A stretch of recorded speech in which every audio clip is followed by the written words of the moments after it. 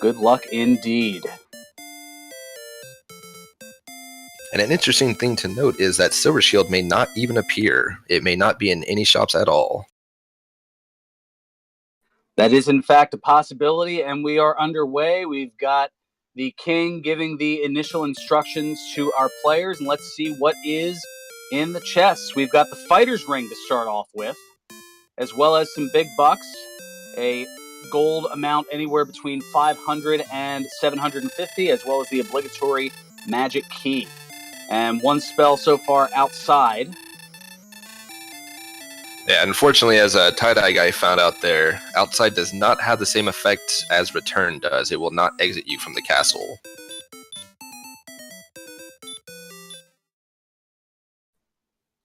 Now, with the fighter's ring, in the initial vanilla version of the game, it is a broken item.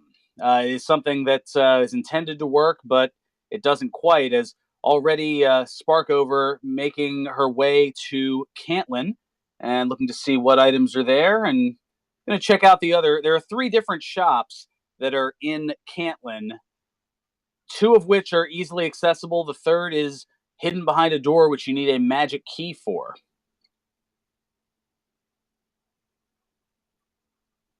Meanwhile, Lavkian looks like he was about to go up a level, but instead got taken out by a Drakey. Yeah, Draki just said no and sent him right back to the penalty box. Looks like Sparkover picking up some chainmail. Not a bad option to start off with, a little extra defense.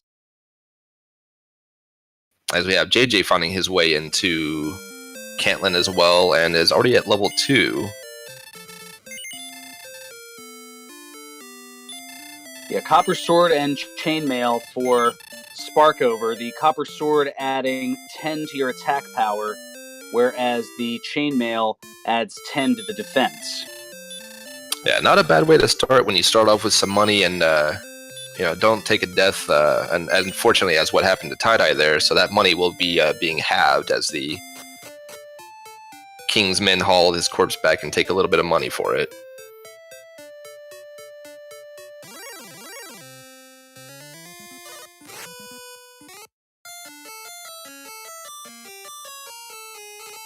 Lavkin, it looked like, went up a level, and JJ Schmidt falling to a skeleton.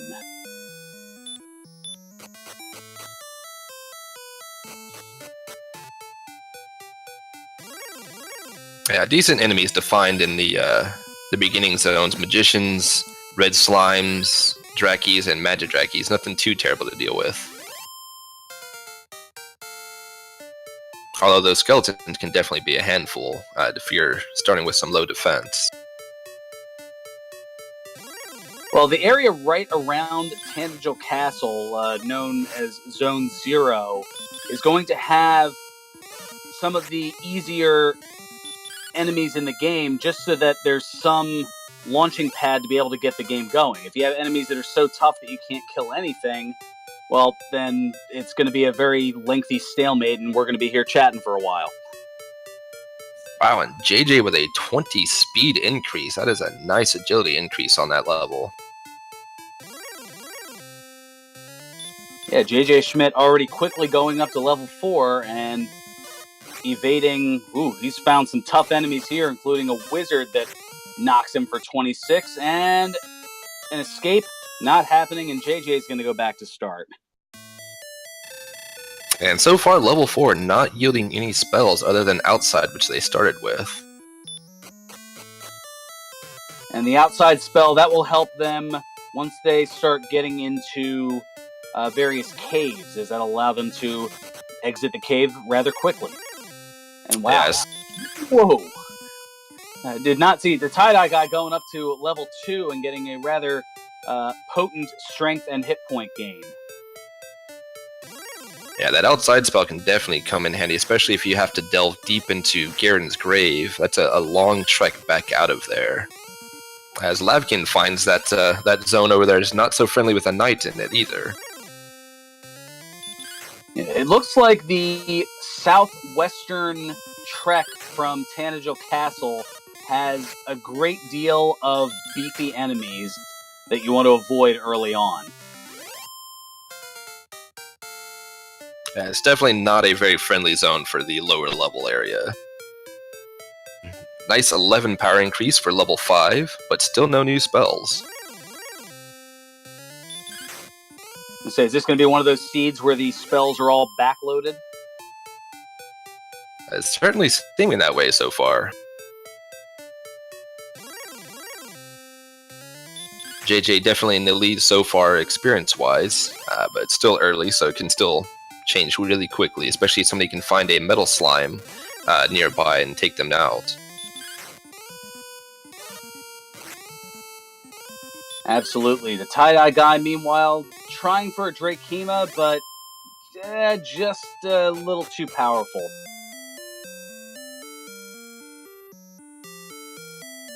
Meanwhile, finding out Sparkover finding out that scorpions have the spell of stop spell. Yeah, nothing too big to deal with early on, especially since they don't have any spells that they would want to cast. Definitely less friendly spells to be had. And Lavkian taking out a skeleton with a Kaishin no Ichigeki, also known as an excellent move, or a critical hit. Yep, but looks like Lavkin's running into a, oh, and there's that death. I was about to say, looks like Lavkin's running into a rather deadly area with Star Wyverns and now an Axe Knight, and that will send Lavkin back home. As well as Tie-Dye Guy finding a blue dragon in that zone as well. So we're learning quickly to stay away from that area. Or at least, well, hopefully they are. Yeah, that's the area, it looks like just southwest of Cantlin. It is not so friendly. And JJ has found, let's see, looks like Mountain Cave. Mountain Cave, yes. So there'll be 5 treasure chests in here. And they're hoping that among them are those key items that I mentioned in the beginning. Either the Stones of Sunlight, possibly Erdrick's Token, although possibly not as well, but going to be a little bit that we find out is a green dragon is going to halt the progress of JJ Schmidt. Yeah, that is going to be a tough mountain cave with green dragons and werewolves so far in it, at least on floor 1.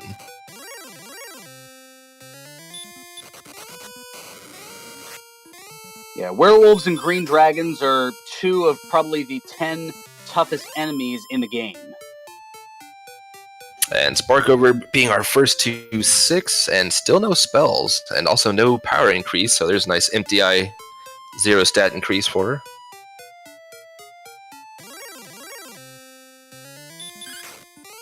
And werewolves seem to be casting Hurt more, and oh, okay, well, red slimes have that baby breath that do about 20 hit points or damage, give or take. Yeah, definitely easily one-shottable at this point, I would think, but something none too friendly to play with if they're going to be able to breathe on you.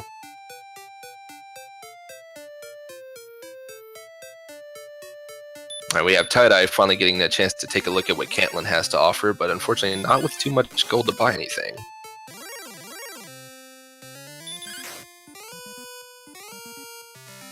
And Cantlin, of course, is a town they'll be wanting to return to later once they have magic keys to see if they need the coordinates to find the world item, which, by the looks of this map, depending on what those coordinates are, could be a rather tough... you might see a princess save here. Yes, I should mention that there are searchable areas or searchable spots throughout the world in which you can search a location, a tile, as opposed to a treasure find potentially. One of those is somewhere on the overworld, and the old man in that barriered section in Cantlin is the one who would provide the coordinates to find that item. The other is in a town that they'll be looking for called Kol, K-O-L, where 4 steps south of the water tile, or baths as they're known there, there's a searchable item. And then there's another in a rundown town called Hawksnest. And Hawksnest, well, the searchable tile has a guardian. Usually a very mean one. Yeah, at least in the normal game, it can definitely be a mean one. Typically, something you'll find there would be a golem, a AK-47, the Armored Knight, or the Fun Police, the good old Red Dragon.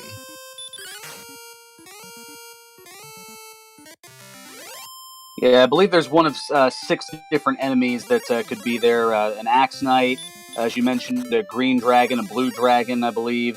I know I've seen Blue Dragons there. Green Dragons, I think, are a little bit less frequent. But yeah, it's a Stone Man, an Armored Knight, as well as the Red Dragon. Those are all possibilities. Correct. You can also find the Axe Knights and the Blue Dragons, which are more preferred, at least when it comes to finding a nice place to grind some experience later. Because the Blue Dragons and the Axe Knights are generally an easy kill for good experience. With one hurt more, or if you happen to have found Erdrick's sword, just a couple of whacks and it goes down, and you save your MP for healing.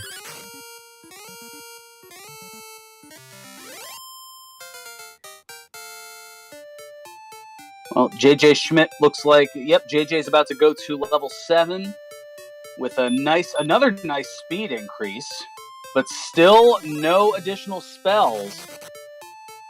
Wow. I did mention in the beginning that all 10 spells can be learned by level 16, but so far in the first 7 levels, only the outside spell learned by our competitors. Yeah, that is definitely a nice speed increase, but yeah, seeing no new spells, especially a healing spell of any kind right now, heal or heal more would be nice, because currently they're living off of just munching some herbs. Well, Lavkian making a play in the cave, but having a little trouble with the Droll Magi, who has hurt. Meanwhile, the tie-dye guy trying but not able to get a Metal Slime before running away. Metal Slime is one of 3 enemies that has the maximum amount of experience, 255 points. And so far, not finding too much in Mountain Cave.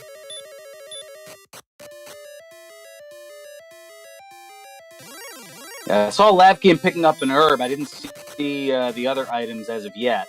I saw an herb and a torch so far. I didn't catch the second item in the 2 chest area. We do have JJ picking up Erdrick's sword, though. Not sure what cave that's in, though. That might be Garen's grave, perhaps?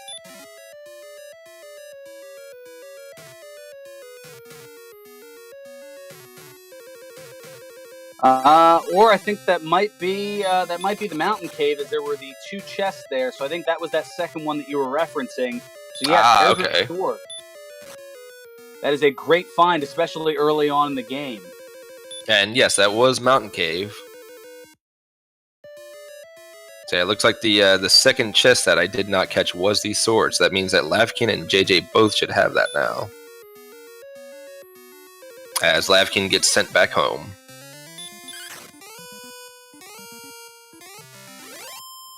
And some big bucks in the one cave. JJ not opting to cast outside. Yeah, he's still missing that last chest in the far back corner, I think. The one on the first level? No, on the second level. Or did he go back to the first level? Did I miss that? Well, he got the herb in the corner on the way. The deep chest was with some big bucks. It was a gold chest. Okay, yes, so I missed the gold chest grab. And the tie-dye guy going to make his way to level 5. Lavkian, meanwhile, at level 7 now, and coming on a town, which is Garenham. Unfortunately, nobody has a key yet, so they won't be able to check those 3 chests or the staircase in the back of Garenham yet. But it can provide some valuable information as far as purchasable items. Well, we have JJ finally at level 8 with Repel and Heal More being gained, so our first spells finally.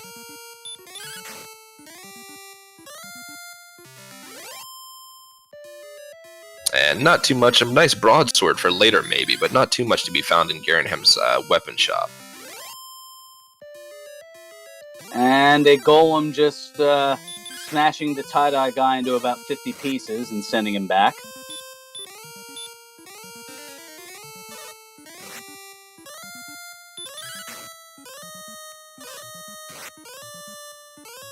Sparkover, meanwhile, making her way through the desert and finding some tough enemies, some star wyverns and knights.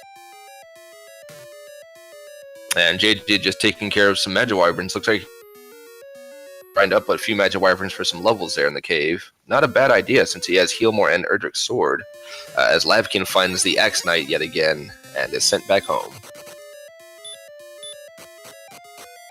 And simultaneously, as Sparkover finds a rogue scorpion and will send Sparkover back to the penalty box. Yeah, the Axe Knight may not be as favorable of an enemy this time around, as not only does the Axe Knight have Stop Spell, but also Hurt More. Yeah, definitely not a nice combination when you can't heal after you've been Stop Spelled. Although once they have Erdrick's armor, that will not be such a big deal for both Stop Spell or for the Hurt More, since it will have the Hurt More damage. And Stop Spell does not work on you once you have Erdrick's armor. So just adding more to that OP armor, yeah, Stop Spell is no longer a thing.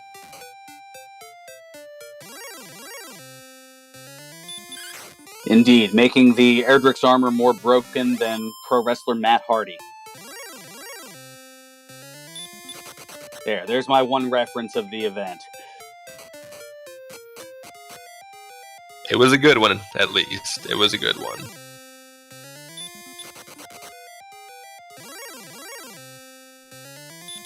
And the tie-dye guy was able to get into the first level of the mountain cave where the item that we had missed on that first level was the fairy water. So all 5 chests from the mountain cave accounted for. There was the fairy water, the herb, a torch, some big bucks, and Erdrick's sword, the big stick. Right, so Sparkover now making her way in, and she's, as long as she makes it down to that lower level, she's going to find the good news and a much more potent weapon. Yeah, Sparkover will definitely be happy with finding that big stick. That is something nice to find, especially early on still. We're still just under 20 minutes. Everybody other than tie-dye guy is fairly even in levels, with JJ being about 400 ahead of both Sparkover and Lavkin.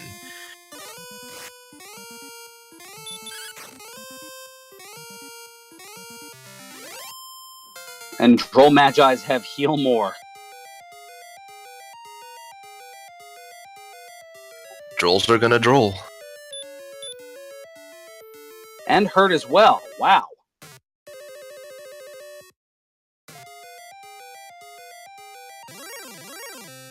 Yeah, JJ seems pretty contented to just grind there in the mountain cave on the green dragons, the Magi Wyverns, and it looked like there was a Star Wyvern earlier as well.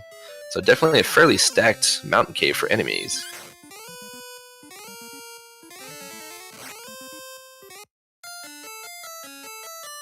Ooh, but a green dragon with Hurt More, that sends JJ out of the cave.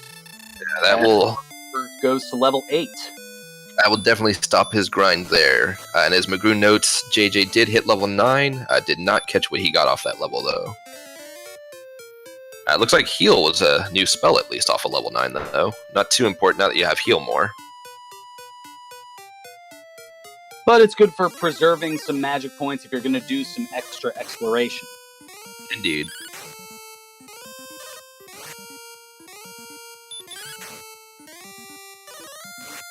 And Z-Man providing in chat that level 9 was, well, to clean it up there, not exactly that favorable.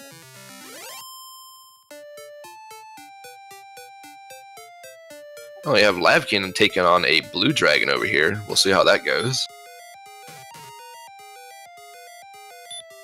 Now, with all the agility that's been gained early on, they have a decent defense at this level right now. But the problem is the attacks, even with Erdrick's sword, is not quite as high as they would like it to be.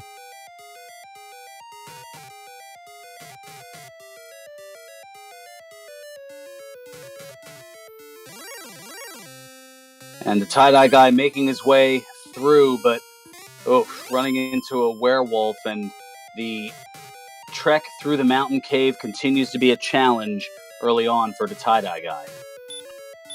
Yeah, that cave is definitely stacked with some tough enemies. And we have JJ in Garen's Grave, and I saw a wings and a silver heart grab.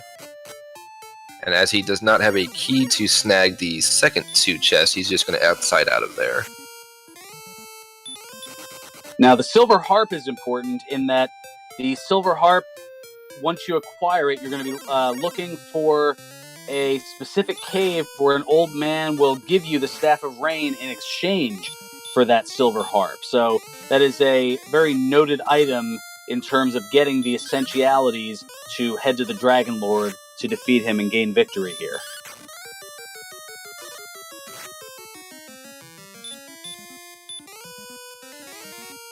That Star Wyvern definitely giving JJ a little bit more trouble than before, when he was still grinding those in the cave. And we have a Dragon Lord Breath breathing Wraith Knight, but Lavkin does manage to take it out. With 2 hit points to spare.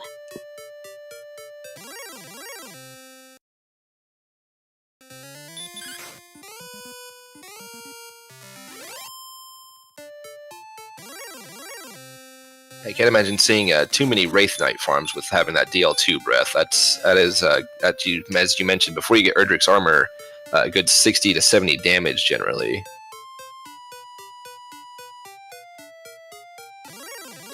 Well, Lavakian working on catching up as far as experience, catching up to JJ fairly quickly here, as now a wizard gets him to within about 80 or so experience points. And it looks like Lavkin has now found the grave, so he will be finding the silver harp, as well as a set of wings, and we'll get to see what that third item was.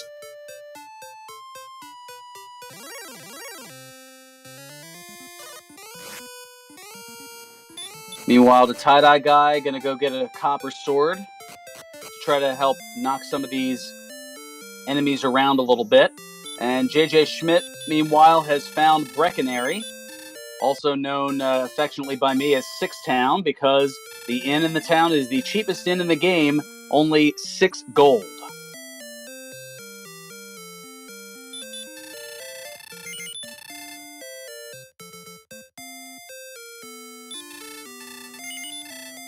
And it does hold that ever-important silver shield for 14,800. And that third item in the grave was just a torch, so nothing too fancy in the first 3 chests other than that silver harp, of course.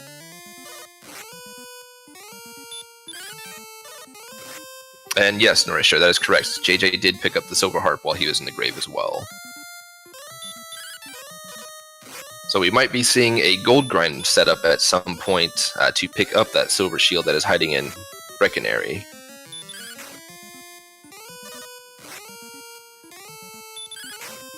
Provided that the Tantegel Treasury offers some chests for doing so. True, that is something that we haven't found as of yet, although JJ, meanwhile, has found a cave. And thanks to the torch, we're going to see that it looks to be the Tablet Cave. So no enemy encounters in this particular cave, but there is a treasure chest at the end of it, and we'll see what kind of item it brings.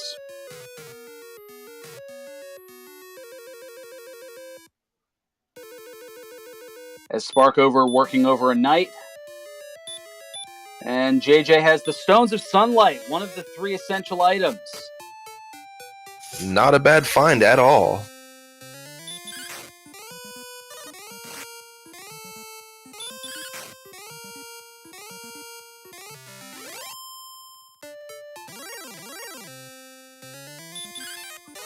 So as we approach the 25-minute mark in this standard race, I would say that a slight lead at this point goes to JJ Schmidt, but not too far behind are Lavkian and Sparkover.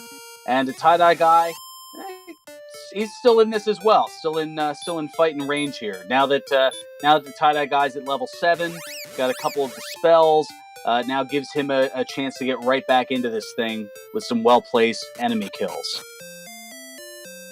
Yeah, even if when someone's behind you, you can never count them out, because a good farm decision, depending on where the enemies spawn in those farmable spots, whether it be in the swamp or inside of Hawksness, depending on where you choose to grind, can also benefit you greatly if it's the correct decision.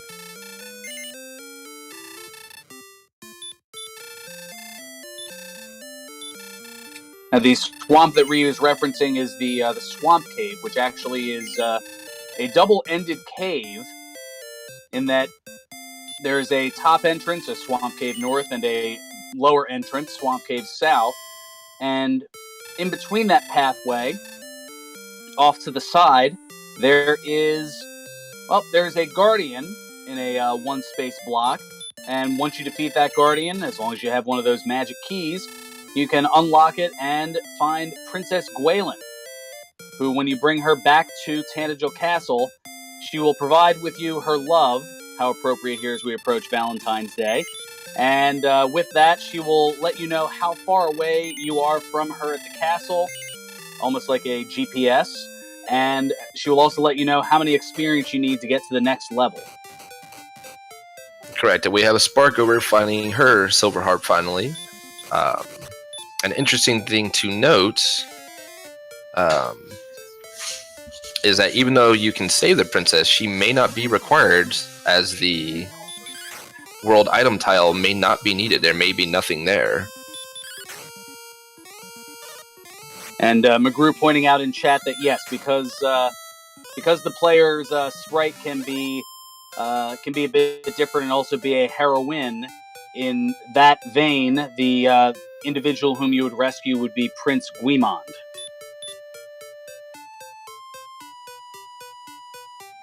Yes, that is correct, and does not look like anybody here is playing as Gwaelin, so we will not see Guimond this time around at least. And we have found most of our caves. We have found the Tablet Cave, we have found Garen's Grave, and we have found Mountain Cave. We are still missing the Swamp Cave, either entrance, as well as the Stones of... no, we are missing the Stones of Sunlight Cave, typically found in Tantagel basements, along with the Rainbow Drop Cave and the Staff of Rain Cave. So many caves are still to be found, one of which will be in the back of Garenham, and one will be in the back of Tantagel. And it looks like business is going to pick up here once level 10 is reached, as JJ and Lavkian both have, as they have obtained the spell of Hurtmore. Oh yeah, that can definitely launch you quite a bit forward in the experience gains. That'll allow you to one-shot the Knights as well as Axe Knights, and potentially you can one-shot the Axe Knights and the Blue Dragons if you get the high roll on the damage. Yeah, the Hurtmore spell for our players usually causing, I want to say, between 58 and 65 hit points of damage.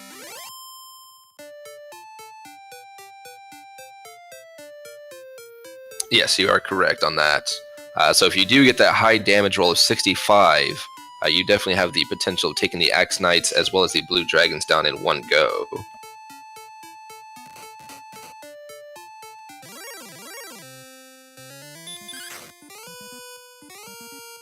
As Lavkian does run into a Blue Dragon.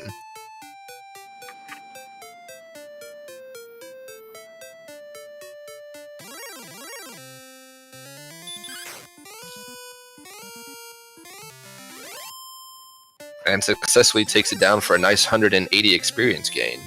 So definitely, if you can find those in one of the two farmable spots, it can be handy. Oh, wow. Sorry to interrupt, as Sparkover has found the town of Rimuldar, or Rimuldar, as it's got numerous pronunciations, but it also is the only town that has an easily accessible key shop.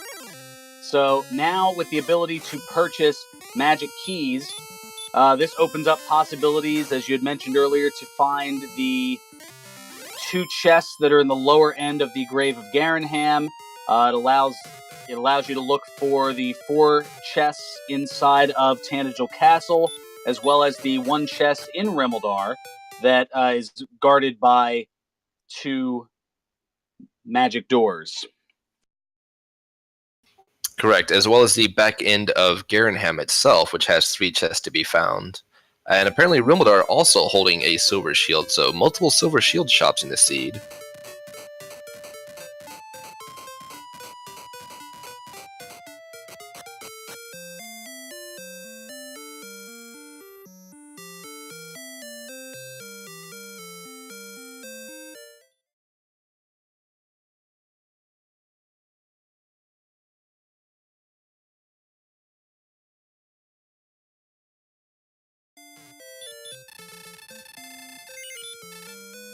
And we have JJ who has found coal. I missed what he might have picked up there. I had to refresh the stream.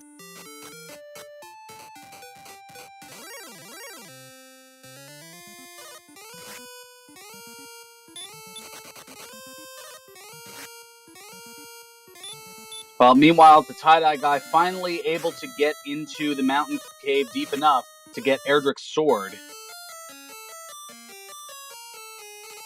That will definitely give him a nice boost, especially at the level he's at. He should have a good strength stat to start with.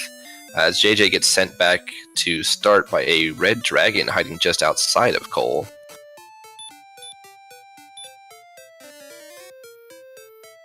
As Sparkover enters Cole and Lavkin not far behind.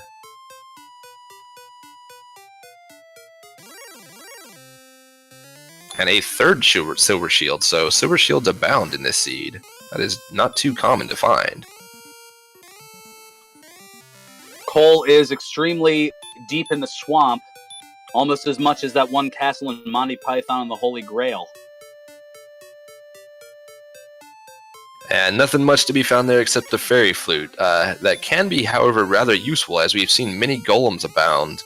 And it could be a golem guarding one of the 3 guardian spots, whether it be the one in Sharlock before Dragonlord, the one in the Swamp Cave guarding the Princess, or the one guarding the item tile inside of Hawksnest.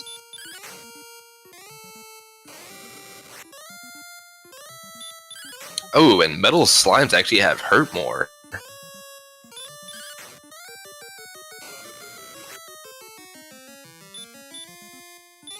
Seem to be a lot of enemies with hurt more in this seed. I mean, so far, werewolves, green dragons, axe knights, and metal slimes, all with hurt more. As well as a Wraith Knight, which will send Tie-Dye Guy back home. It looks like Sparkover has found the other side of the Swamp Cave, so we'll see if there is anything to be found there. And it's looking like it might have nothing. We'll see.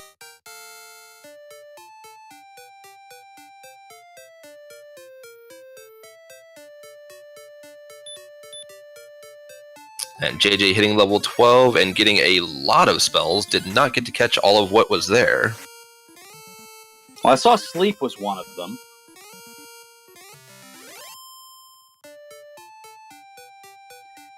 Lavkian, meanwhile, is going to get keys in Rimmildar.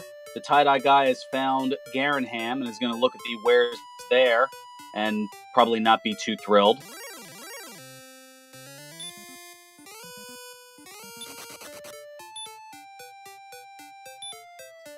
And McGrew and Chad, I agree, it is a bit daft to build coal in a swamp.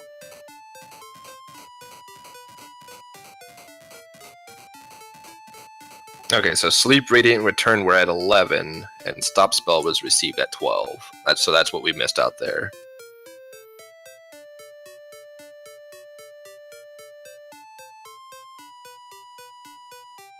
I said, did JJ get to 12 already?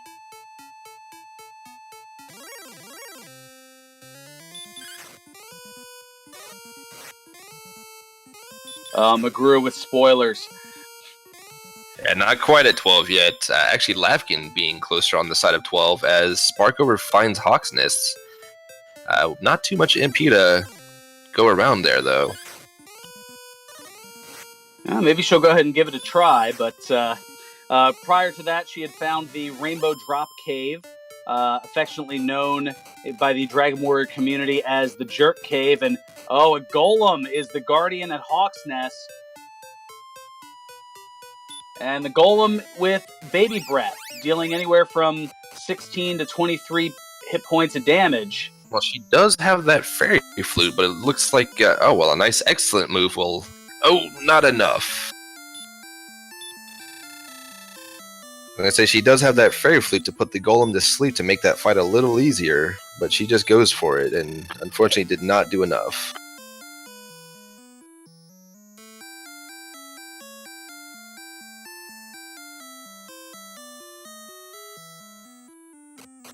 Well, we get our first look at the Tantadol Treasury, which has Erdrick's token and a magic key so far.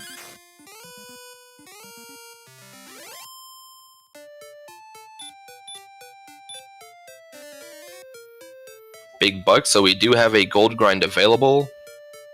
and a torch. So the treasury rather useful there, holding the token and big bucks for that gold grind later on, if they do decide to go ahead and get the silver shield, which would not be a bad idea. That extra 20 defense definitely can help out. And Lavkin and Sparkover with the virtual high five as they were both at the key shop hidden behind a door at Tanagel Castle. And they're both going to make their way to the basement to find the Staff of Rain Cave. Yeah, so that will put Lavkin at having everything to be able to go visit the Jerk Cave and get the Rainbow Drop, and Sparkover will just be lacking the Stones of Sunlight at this point.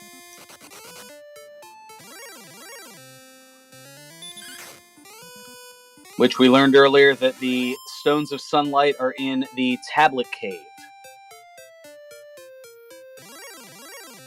So we're only missing, are we missing the back of Garenham? Which will be the, at this point, should be the Stones of Sunlight Cave, which is generally in vanilla gameplay in the basement of Tantagel. And we may be having our first check at the coordinates for our world item, which still can be the world armor, or the world armor, sorry, the Erdrick's armor. Seeing as how we do still have Hawks, though, we have 2 spaces left to search, so it could still be in Hawks, or Hawks may not be necessary. Oh, that's true. If there are no coordinates here, then we know that there's no overworld item, which would mean that by default, the Erdrick's armor would be in Hawksnest, and it is. We hear "Thou must go and fight." So yes, as opposed to "Thou must go and search." So Lavkian getting the news that there is no overworld item to be found, no coordinates in this seed, and Sparkover going to find the same thing. Yep, so no rescuing the princess this time around unless they just want some not GPS, the other half of the GPS, the experience. But seeing as how this is a normal seed, they are most likely going to know what they need for their experience levels. As JJ finds his way into Hawks, let's see how his fight with the Golem goes, after he gets rid of this red dragon first. Well, I guess we can allude to that a little bit, since I know we've been teasing it over the course of the last 45 minutes or so. The Chaos mode, which you'll be seeing following this race coming up here.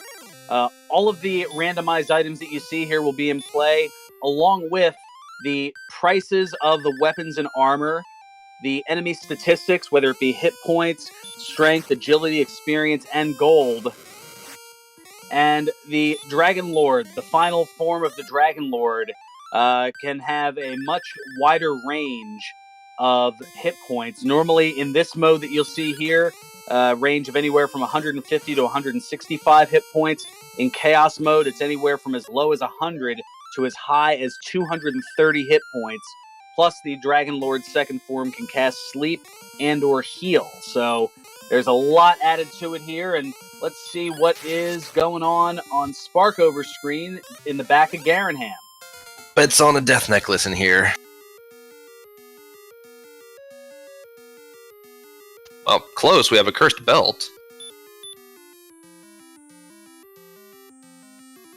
And an empty chest, though that most likely was an herb, as I believe Sparkover is full on herbs currently, and when you're full you'll just see an empty chest instead of actually gaining an item.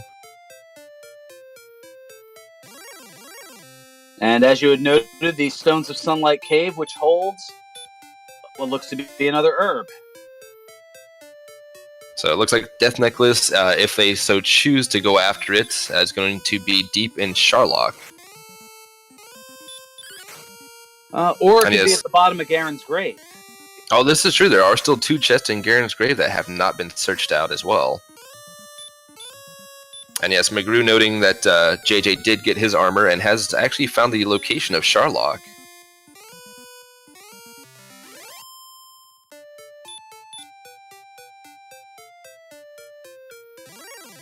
So as we've just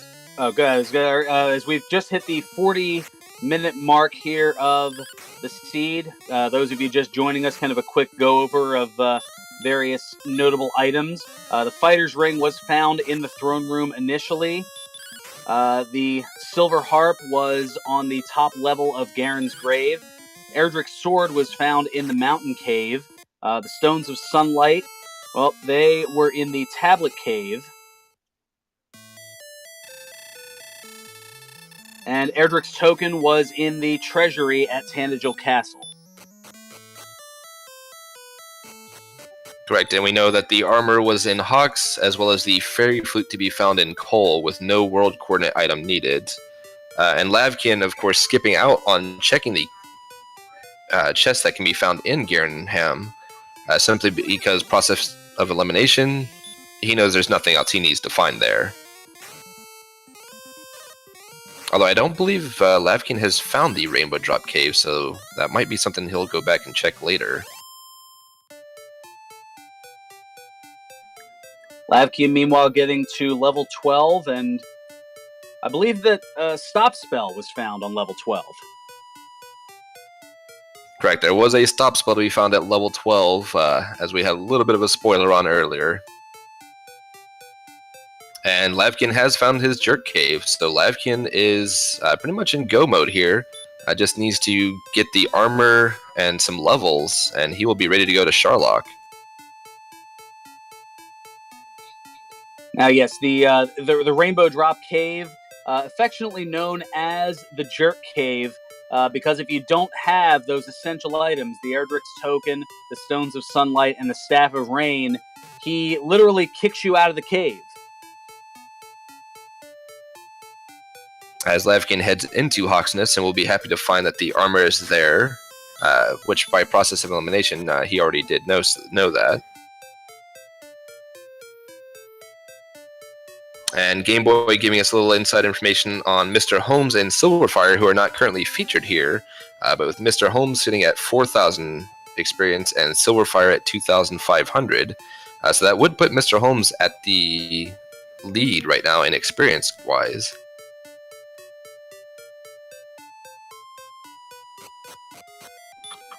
With Lavkin dispatching of a red dragon in Hawksnest, he's closing in a little bit. Yeah, only about 600 behind at that point. Meanwhile, JJ only about 500 behind that 4K mark.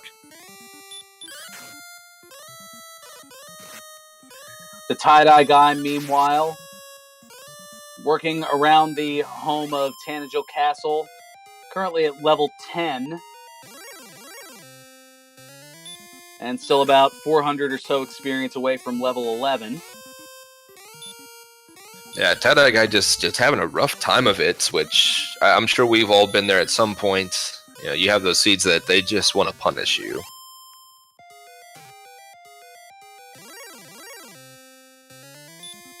And Jay Coper and McGrew both noting in the chat that as part of the randomizer, you can actually wrap the menu around, saving you some time by being able to press up and go straight down to the search, or press up in the spell menu and go straight down to hurt more and heal more, rather than having to press down through all of the menus there.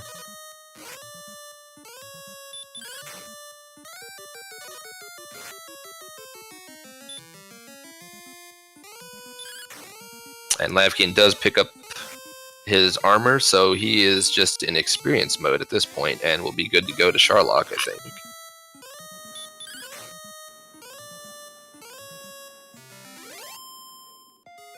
Now, it's hard to say. Lavkin's been going after some of the stronger enemies. Meanwhile, JJ Schmidt, oh, wow, was going to go rescue the princess, but was out of magic keys.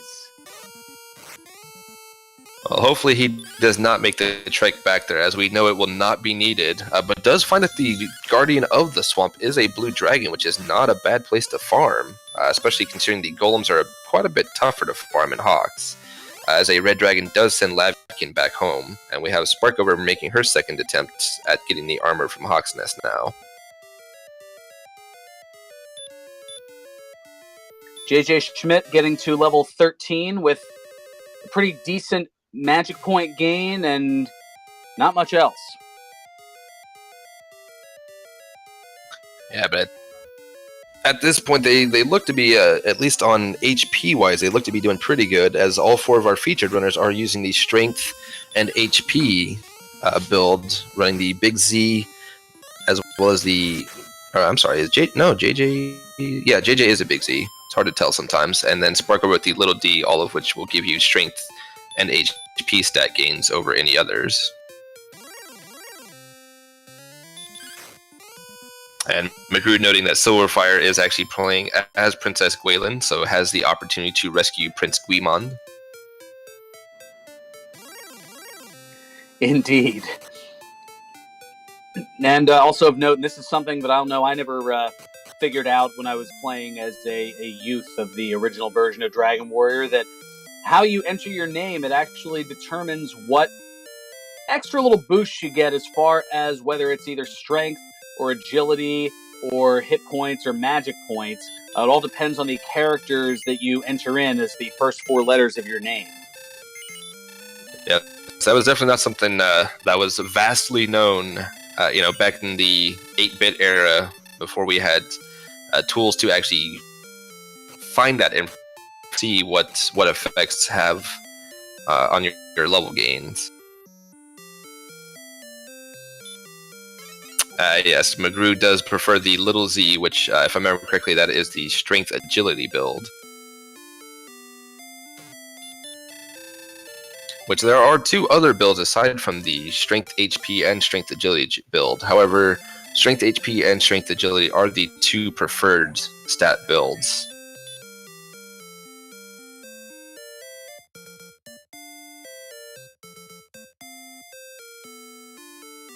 And getting a little bit of a look at Lavkin's stats, look to be 103 strength on that.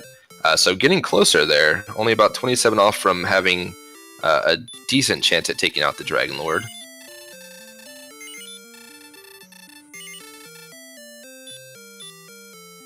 But will be sent back home by the Blue Dragon in the swamp. So that does seem to be our preferred grinding spot for at least JJ and Lavkin so far. Yeah, now at this point, our runners, as they get closer to finding all the items that they need to take on the Dragon Lord, ideally they're going to want, at least at minimum, their hit points to be at 97 or higher. And as far as the attack power, you mentioned Lavkin with 103. Ideally you'd like to be 130 or higher. Minimum is 124.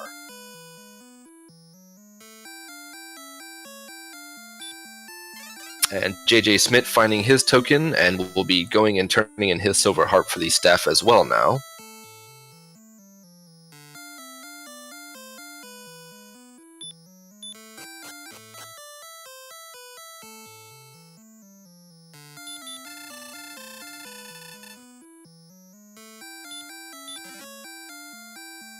So JJ only needs to go grab his rainbow drop, and then probably will go back to the swamp cave to grind out on the blue dragons, as Lavkin has chosen to do. And a note from off-stream, Silverfire also just getting the rainbow drop.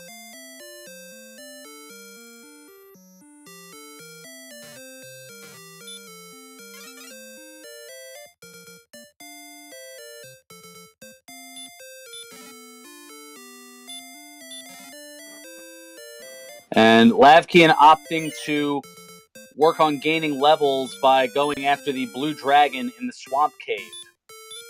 That's not a bad idea, especially as he does have the armor, so he does have a decently high defense, even without having that silver shield picked up. And then he does have the HP to take the hits and deal the damage to take down the blue dragons for the 180 experience per each one he kills.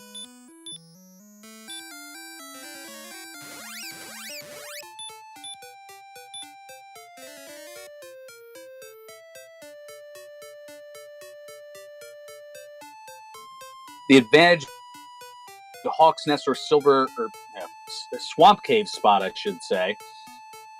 So I was looking at the shop and thinking of the silver shield, I suppose. But going back and forth to those enemies respawn every time you step in those respective spaces. so you don't have to necessarily walk around waiting and hoping for an enemy encounter. Right. And I have to say, I wouldn't mind finding a silver cave. I might be able to make my own silver shield and skip the 14,000 plus gold for it. As we have JJ grabbing his rainbow drop now. So he is in go mode, just needs to get the experience and head to Sharlock.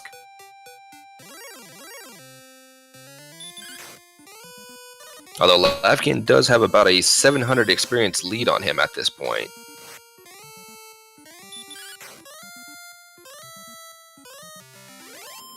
And Sparkover getting to level 12.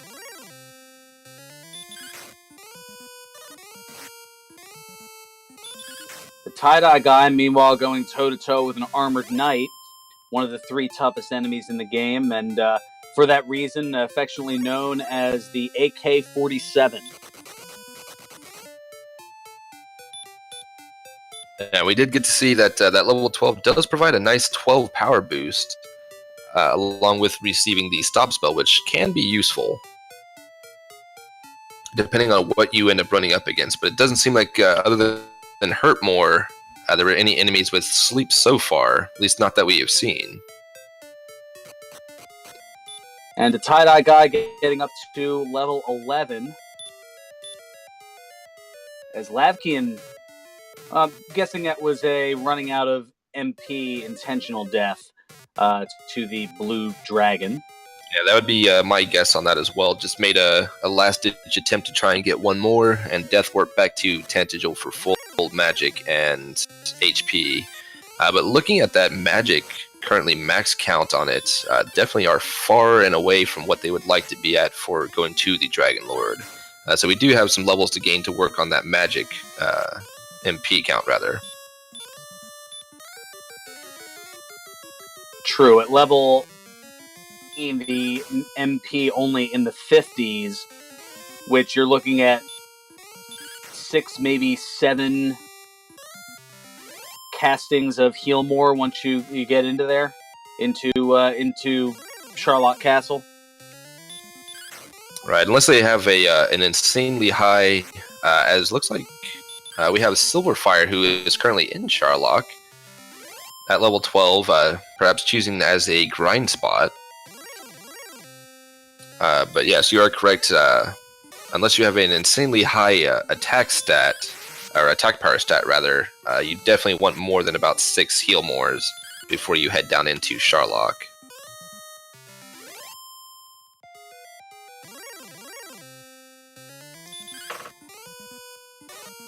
And we have dual grinding on the blue dragons with JJ and Lavkian. And Lavkian hitting level 14, which had no power gain and only 4 MP added on, but rather decent agility and hit points. Yeah, we definitely have quite a bit more to go on the MP and the attack power stats before we're going to be able to see a Sharlock dive, or at least a dive that has a good chance of surviving.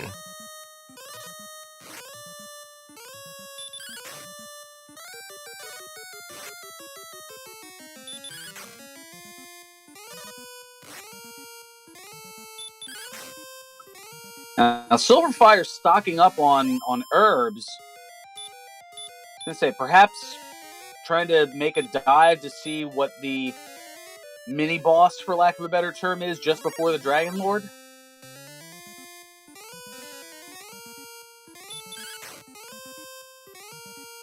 Yeah, I know to keep a stock of 6 herbs when I go into Sherlock myself, just so I don't have to use until at the last possible moment. That way you can keep all the heal more for Dragon Lord. And McGrew noting that Holmes has joined Lavkin and JJ with the Blue Dragon grind as well.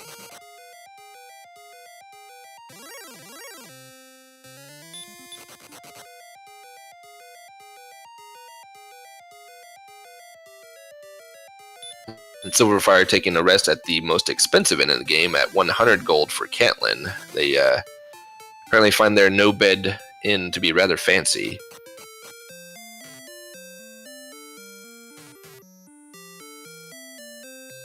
And we have Sparkover getting her rainbow drop, so she did pick up these stones of sunlight. Did miss that happening. When there's 4 screens going at once, it tries you might to keep track of everything. It just sometimes doesn't happen.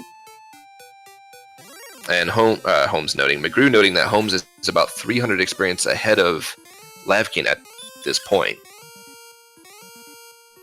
So at about 6,800, and they're both looking to get to level 15. They're going to need 7,500 experience to do so in total.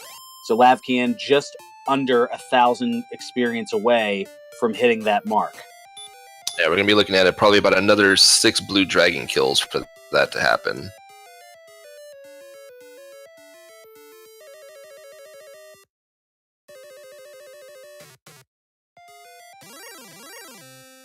And is Silverfire going to join in on the blue dragon grind? Wow, we've got quad dragons here at the moment. We've got a red dragon that Sparkover is working on, a green dragon for JJ Schmidt, and blue dragons for Silverfire and Lavkian.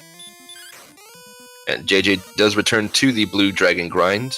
So we have 3 blue dragon grinds going on at the moment on stream, with Holmes also grinding on the blue dragons off stream.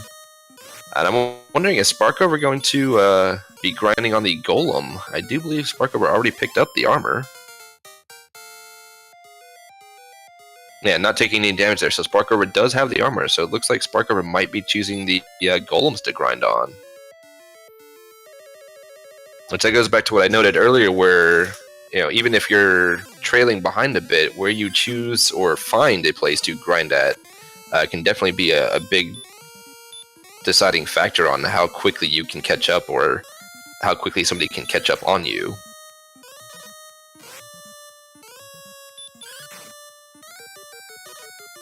Well, and this might be one of those turning point moments of whether the golem strategy is the best way to go, because, I mean, for one thing, the blowing of that fairy flute, I mean, that takes 8 seconds every time you use it. Right, and he definitely does not like to stay asleep, so that does lose you turns each time you have to do it. So it may not be worth the extra 75 experience that the golems give you.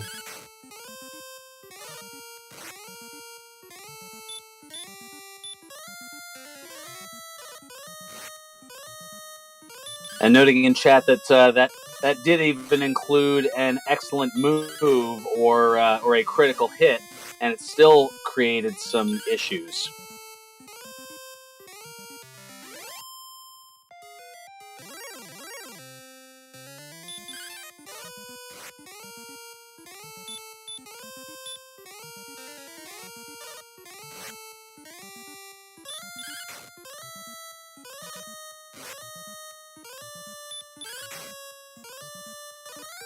Well, as our runners are level grinding, I think this is a good time to mention that tonight will be the last, for at least a little while, of our Monday Night Warrior events here, as starting next week we have the Chaos Tournament, as Noriestra is putting it up in the chat at the moment.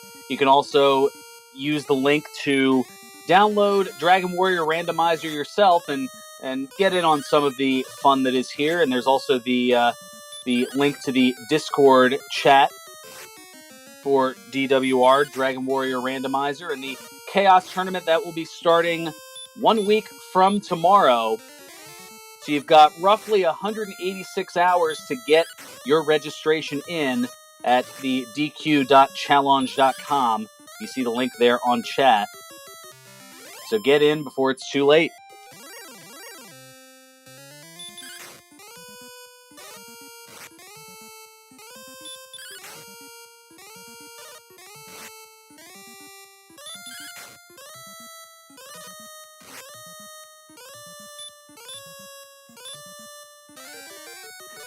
And Lavkian getting to level 15, and the stats not looking as good as he'd prefer, so it looks like he's going to keep on with the grind. 109 attack power with Erdrick's sword and the fighter ring on. That's not going to do a lot of damage to the Dragon Lord.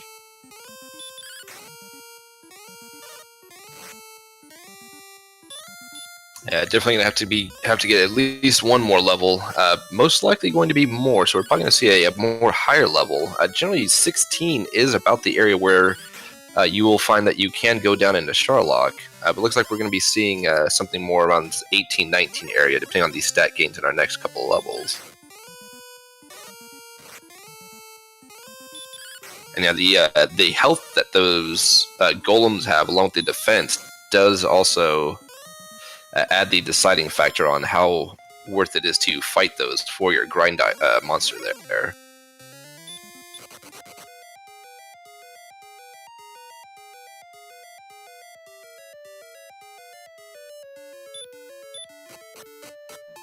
To give you an idea of how tough the Dragon Lord is, if Lapkian were to, let's say, encounter the Dragon Lord at this particular time and go after the second form, each strike with his Erdrick sword would only do 2 to 4 hit points of damage, and the Dragon Lord has 150 to 165 hit points of as far as the statistics go.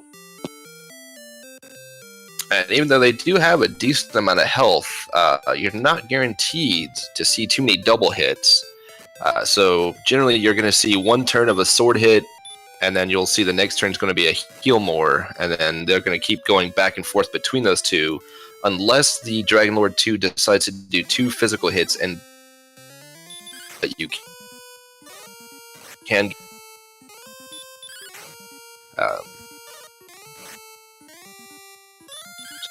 Yeah, generally, you're wanting to see an average of 15 on your hits on the Dragon Lord 2 fight, with 10 heal more as the ideal can down on Dragon Lord 2.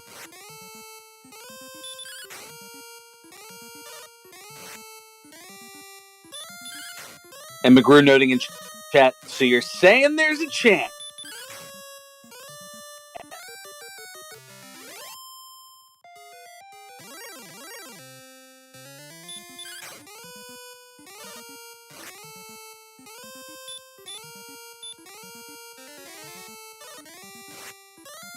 So at this, we're just looking at a grind out to see who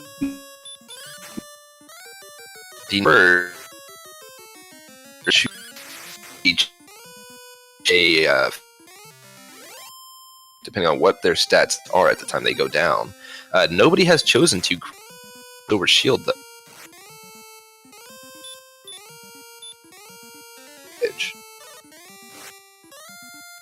That Mr. Holmes is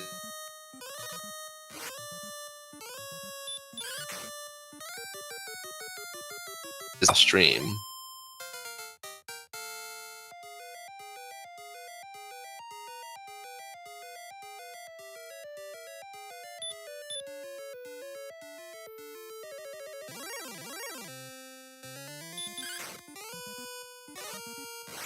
$750 100 off from that level, whereas Lavkin's only about 1100 off from that level.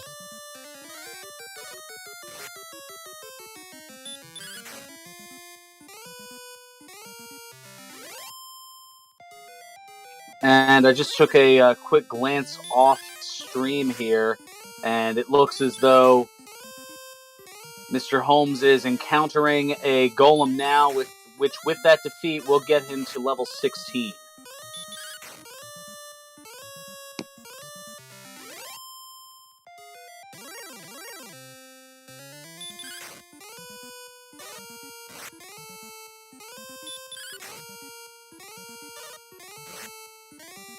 Yeah, those golems are definitely benefiting Sparkover with that extra 75 for each kill, and of course every level that Sparkover gains and gets more attack power also gives Sparkover the better chance of taking those golems down quicker as well.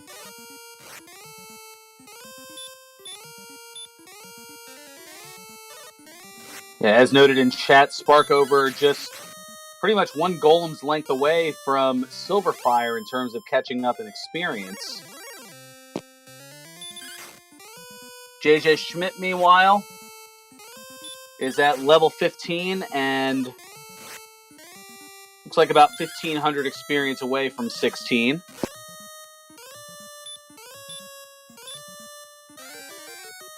And then Lavkin also on level 15, and after this blue dragon kill will be about 4 kills away from hitting that level 16 mark.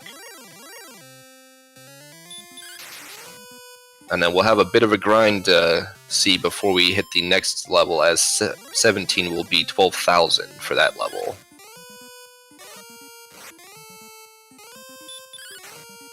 Which for those who are decent at math, that's going to be roughly 14 blue dragons, I believe.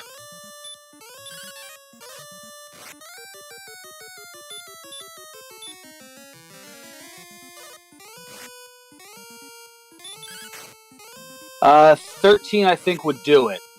13, 180 per times 13 would be 2,340 experience, and they would need 2,250 to go from level 16 to 17.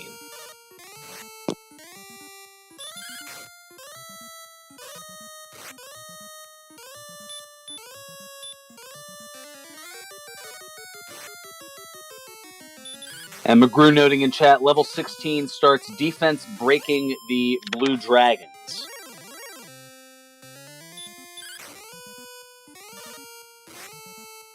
Now what defense breaking means is once your defense is higher than the enemy's strength, then it recalculates the amount of damage that can be done. And in this particular case, for a blue dragon, they can do anywhere, once that damage break occurs, they can do anywhere from 0 to 17 hit points of damage with an attack. Now, McGrew's giving this going by Holmes' stream. Now, we don't know if Mr. Holmes did a gold grind at some point to get the silver shield, which would have added an additional 10 defense points to his total for a grand total of 20. Well, 10 over the large shield, I should say. Oh, we do have 5 MP gain on that level 16, but no attack power, so the grind will go on to 12,000 at least.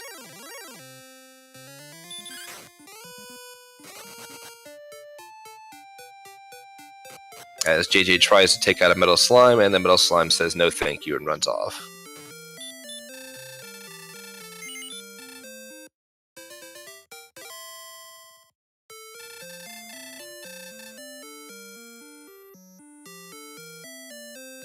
Those Metal Slimes also giving the 255 max. However, they do have a very high defense and are also very prone to running away as well. But once your attack does reach enough that you can attack break them, you will actually be able to one-shot the Metal Slimes, should you actually be fortunate enough to run into one, to where you don't have to worry too much about them actually running away, as they won't be able to get away. And yeah, ETAP noting that JJ is at a rather large gold count right now with just over 8k.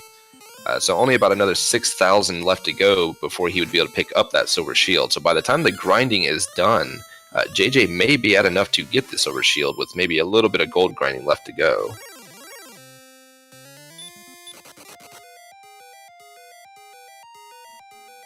Well, the cost of the silver shield, 14,800 gold. And JJ at the moment is at 8425. So that looks to be a difference of 6375.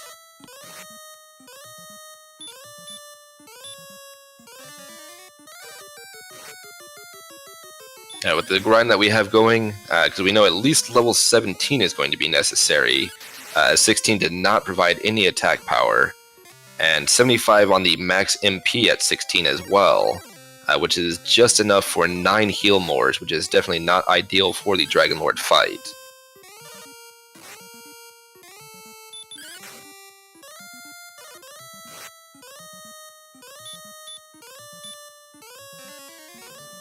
Well, in doing the calculations, if JJ Schmidt was to use the blue dragons to grind up to the amount of gold needed for the silver shield, That would take 42 blue dragons.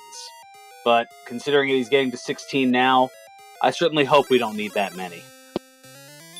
Right, no, because we only have, at that level, about 13 more blue dragons to hit 17, which would be a substantial increase to his current gold count. It would probably be better off setting up a gold grind, or unfortunately, at his current amount, if he were to set up the Death Warp gold grind, he would lose a large amount of that gold.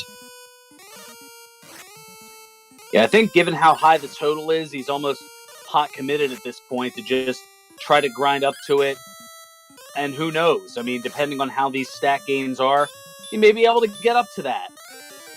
Right, if we do have to go to 18, that's going to be another 2,250, which that'll be another 13 blue dragons to go.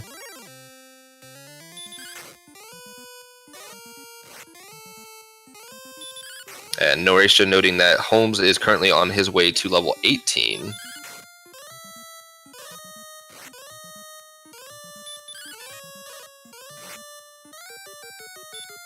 Right, with the agility count, especially those early agility gains of 18 and 20, they definitely do have a high agility, so the Silver Shield is not going to be needed most likely, but it does help with having that extra defense. True, it looks as though this is definitely a high agility seed. And mind you, all of our current streamers, or our current restreamed runners, are using strength HP, except for Silverfire, who is using the little F for the strength agility build as well.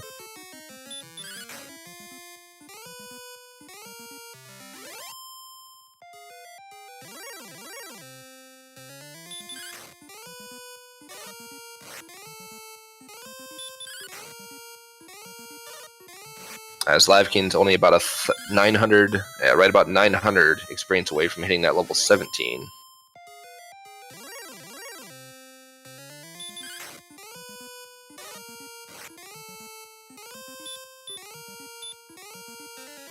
And McGrew noting that Silverfire is actually at 103 agility currently with the strength agility build.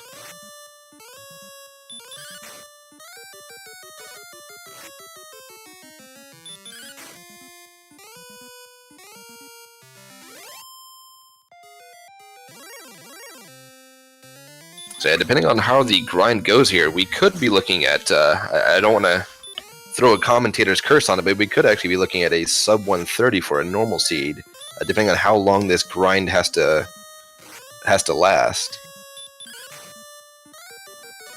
Well, with the level gain in Silverfire going to level 16, there is 108 agility, an extremely high agility amount, and even before that level up, Silverfire had damage broken the Blue Dragon, which is why you see that the Blue Dragon attacking for 10, for 6, I think 4 at one point. And speaking of that gold loss, as you look at Lavkian, meanwhile, on the lower screen, Blue Dragon's attacking for 25, 21, 22. Yeah, that strength agility build can definitely be handy when you get agility gains that high. That also, somebody can correct me if I'm wrong on that, but that should also make easier for running away from the other enemies in Sharlock as you make your way down to the Dragon Lord.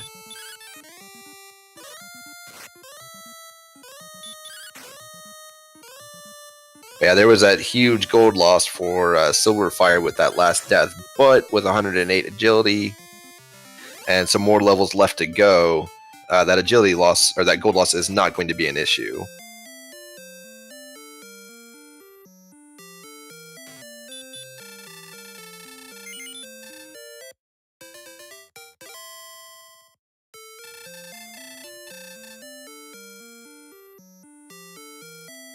And we have Lavkian starting his grind to level 18.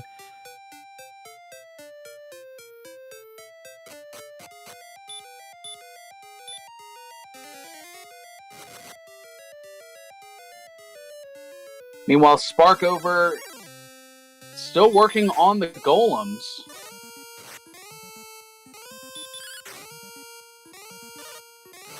But you can see the difference as she was pretty even with Silverfire, and now Silverfire starting to pull away a little bit as there's about 1,000 experience difference between the two.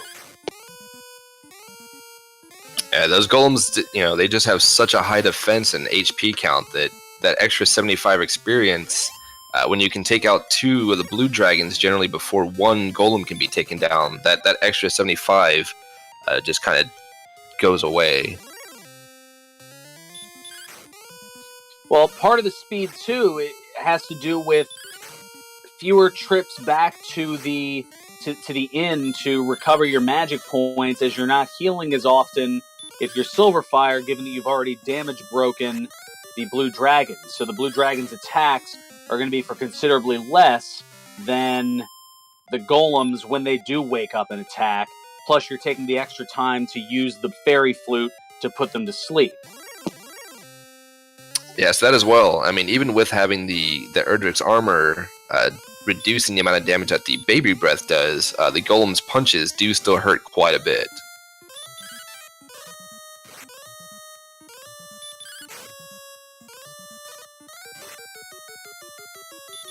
Even with all that armor, it still is a lot to take a fist that is made of rock. Yeah, as that last hit did 28 damage. So the ideal attack would be having baby breath, as that deals generally around about 12 on the low side, whereas that punch does quite a bit more. There you see, as a 10 happened on that last baby breath.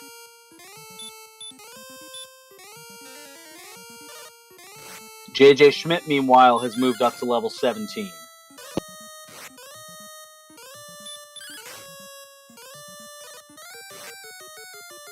And it looks like 17 was not going to be the MP necessary for having an ideal amount of heal mores either.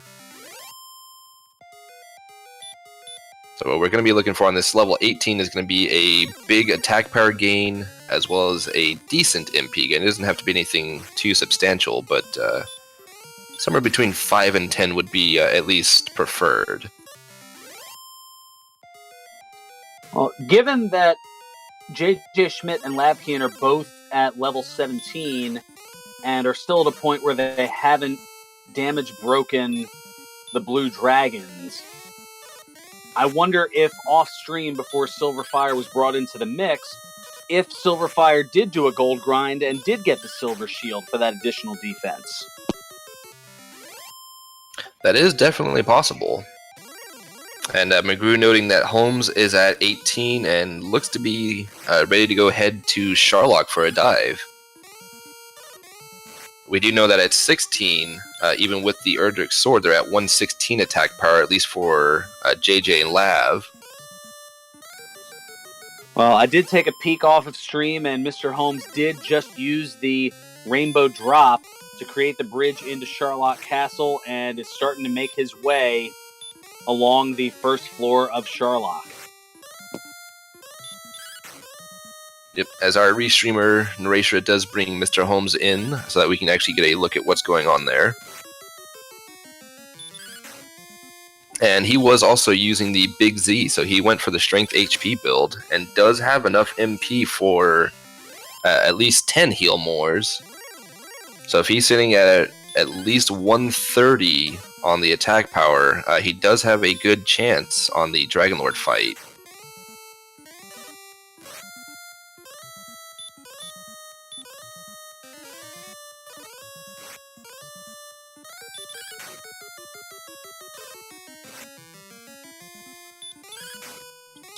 Silverfire, meanwhile, working on the Blue Dragon, is about roughly a little less than 500 away from hitting level 17.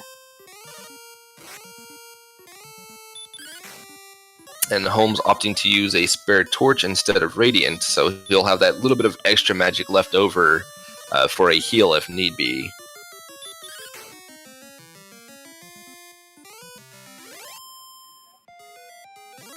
And Holmes successfully running away from a couple of the armored knights, but the third one not quite the charm, at least not after getting one attack in. Get me out of this zone. And we'll be, looks like one blue dragon away from seeing Lavkin hit 18 here. So we'll actually get a peek at what those stat gains were.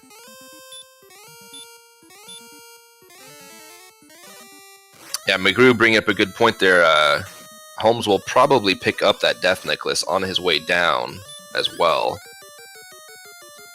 Yeah, the Death Necklace, which is notably just cursed in the vanilla version of the game. In this game, it has been souped up a little bit to provide a trade-off of damage, or I guess a trade-off of giving up something to get something. You can gain 10 strength by using the Death Necklace. However, not only will it curse you, but you will lose 25% of your maximum hit points. And Lavkin with a Death Necklace would be at an ideal amount of attack power for Dragon Lord, but looks like he is going to go ahead and grind his way to level 19. And that comes back to that decision option I was talking about earlier, where you could have a chance and you might continue to grind, or you may make it just take a go at it and see how it works out for you, which is what Mr. Holmes is doing currently, whereas Lavkin's going the other route and grinding for higher stats.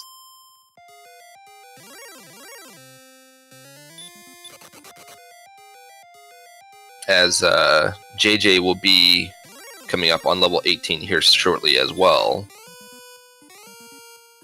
And ditches the blue dragons to fight some less tough enemies on his way to heal up, and will most likely be making his way to Charlock as well, it seems.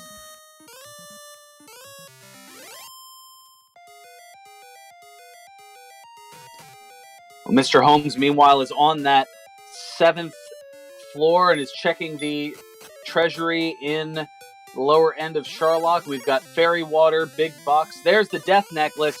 It was the lower middle chest. So yeah, that is what he was checking for, was that Death Necklace. So he'll definitely be putting that on before he gets to the Dragon Lord fight, which at 141, I believe, was the max HP at their current level. He will still have a potential chance for double hits on Dragon Lord 2 as well.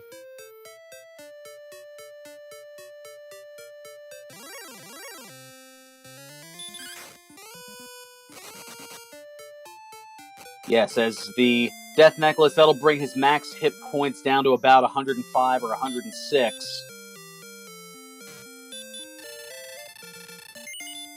But that 10 extra strength will be crucial. All right, we do have JJ healing at the end here, so we'll get to see if he decides to make the dive into Charlock as well. That will bring them, with the Death Necklace, to 138 attack power, which should be able to do it for him. But he does run into the Fun Police as the guardian of the Dragon Lord. Well, with 138 attack power using the Death Necklace, that gives you a damage range of 9 to 19 hit points. With only 10 heal mores, you're definitely going to be wanting to see those higher rolls at 15 on average. Now, if you do have the, as he does have 109 HP still, looks like after the Death Necklace has been put on, he will have a chance still at the double hits, which can greatly benefit him. 105 HP once the Death Necklace calculated the health correctly there.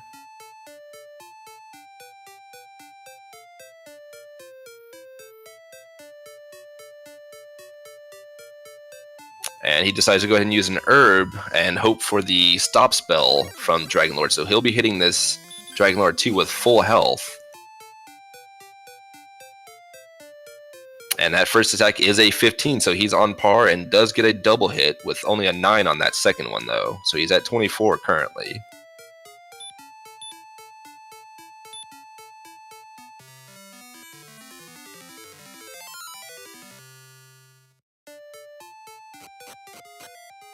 And JJ does decide to go ahead and dive into Charlock.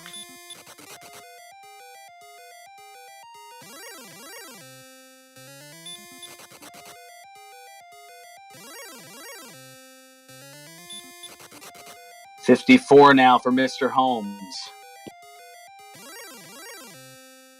Make it 64.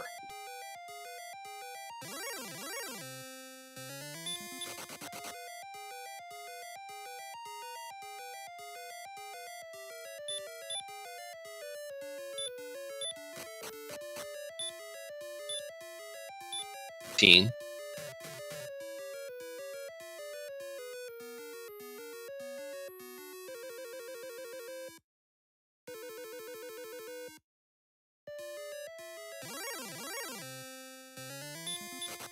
A lot of low-end rolls here for Mr. Holmes. There's a 13. Yeah, he hasn't had too many high rolls. He's had the 15 and the 18, but there's been a lot of those low rolls in there. As he gets another 10.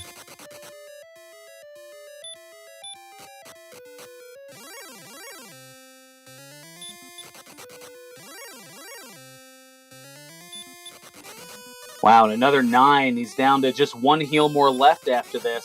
It's going to be close.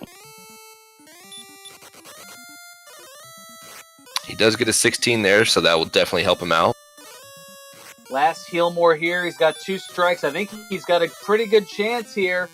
There's a 14, bring him to 154. And 12 makes 166, and he is going to do it. GG to Mr. Holmes, just barely making it by the skin of his teeth there. He had one last chance. I think anything lower than that 12, and that would not have done it for him. Absolutely. So, ladies and gentlemen, get out your GGs for Mr. Holmes, who is going to finish in first place with an official SRL time of 1 hour, 26 minutes, and 50 seconds.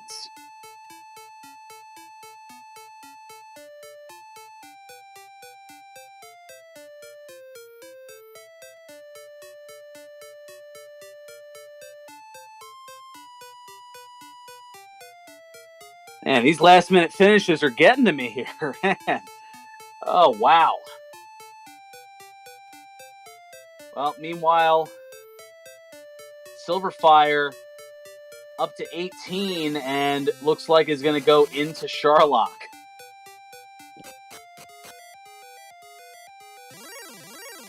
It looks like no commentator's curse that time around there with the sub 130 chance.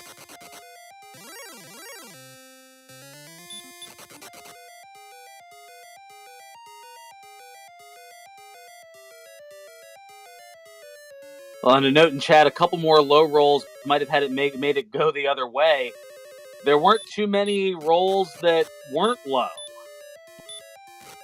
Yeah, he had the 18, a 19, and a 15, I believe, were the highest rolls he hit there. But actually, I think he had a triple early on there, I think. I don't think he had a 19. I think the 18 was the highest one, but he had a 15, a 16. Those were pretty much the only ones that were above average. I mean, there were quite a few 10s in there. There were a couple of 9s, and we have Mr. Holmes coming in here to give us a little bit more insight on here. Mr. Holmes, GG, congratulations on the first place. Good to be here. Were you talking about my Dragon Lord fight there? Yes, we were noting the rolls that were as low could be for the most part. I usually talk so much about and all of that, but I'll just put together my analysis and why I was incredibly stressed out just there. Calculated that I needed 12 attacks to win on average, and I had 10 heal mores. First attack and the last attack, that gives you at least 12. And I got 2 or 3 double attacks. So I got like 15 attacks, and it still came down to the very last one. So that's how awful it was. Indeed, it took you 14 attacks to finish off the Dragon Lord. That last one for 12, getting you to the 166. I think I lost count somewhere. So I whenever that happens, I usually underestimate how much damage I've done. So it's better. Dead, regardless what health he had. Yeah, that last attack just putting you just over the threshold for his maximum health count. So definitely was a little touch and go there. Damage on 14 attacks. That's like average. Yeah, there were definitely quite a few 9s and 10s in there. Those were some bullets being sweated there. Like, it's crazy. The whole fight, I'm like, I'm comfortable. I'm feeling great. I got a double attack. Oh, that's great. All of a sudden, I have to heal more twice in a row. I'm like, okay, it's fine, whatever. I got all these double attacks. Then it went 9, 10, 9. You're kidding me, right? Fast hurt more here or something like that? It was honestly going through my head. Yeah, you started the fight. Sorry, go ahead. Oh, go ahead. I ever so briefly contemplated attacking on 45 there at the end. The law of averages and just... you would have had a chance of surviving, although a slim one if he decided to breathe fire on you. Yeah, like basically, if I attacked on 45, I'd die a quarter of the time. Right. You did start off the fight rather well, though, getting to go into the fight with full health, thanks to a rather friendly Dragon Lord with mostly stop spell. Yeah, no kidding. And then the first attack starting off with that 15 average that you want to see usually. So it started off really nice. Like I said, I felt great, and then there's just like, oh, I'm going to win the game. There's zero doubt in my mind, and then all of a sudden it's like, wait. Oh. And it's just a sick feeling in my stomach. Yeah, so I do have to ask, what was your thought on going in at 18, knowing that the Death Necklace had to be in Sharlock as all the other chests had been searched? What was your thoughts on that? Did you consider grinding to the next level at 19? Like I said, based on my calculations, I knew 12 attacks. Like the numbers worked out for me, I'll just say that. I didn't consider grinding an extra level because I thought I would have a very comfortable fight. So I was a little mistaken. But I think I just got bad luck, so I feel bad about my decision. I'd probably do it again if I had to. Well, yeah, bad luck is definitely an understatement. As I was taking a look at the numbers here, out of your 14 attacks, 3 of them were for 9s, the minimum. 4 of them were for 10, and then you had 1 for 11. So, so more than half of your hits were at the just below just above the minimum. Yep, that sounds about right. And then the rest that's just gonna happen. An 11, a 12, a 13, a 14, a 15, a 16, and an 18. Writing those down, that's more than I would do. But yeah, it just goes to show you that if my fight was even so bad and I still won, it was probably the right decision to go and try and fight. That confirms it for me. Yeah, it definitely was not a bad decision, as it did work out after all. We do have JJ as well as Silverfire both on Dragon Lord 2 at level 18, and Sparkover diving into Sharlock at 18. Lavkin actually did make the decision to go to 19, as well as equip the Death Necklace as well. So this is going to be a very, very close race for 2nd, 3rd, and 4th here. Interesting. Yeah. But also went into my decision because it depends on other stats as well. With my agility being as high as it was, like 100, pretty close to 100, I think, that made me confident that I wouldn't have to burn any magic on the way down. Right. Nobody that we're aware of picked up the Silver Shield either. Did you happen to actually pick that up, or did you leave that behind? Did I? Found in that amazing exploration I had at the early going where I found Ramalder, I saw they had a Silver Shield, so I gold grinded. So. Okay. Oh, goodness. Wow. Oh my goodness. Wow, this is as close can be for 2nd and 3rd. It looks like, JJ Schmidt just a couple of steps ahead of Silverfire. Wow, this is probably one of the closest finishes between 2nd and 3rd I've ever seen. Who's going to take this thing here?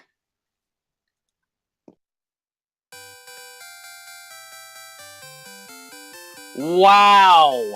1 second difference. Get out your GGs for JJ Schmidt and Silverfire, who respectively have official SRL times for JJ Schmidt of 94 minutes and 55 seconds. Silverfire 94.56.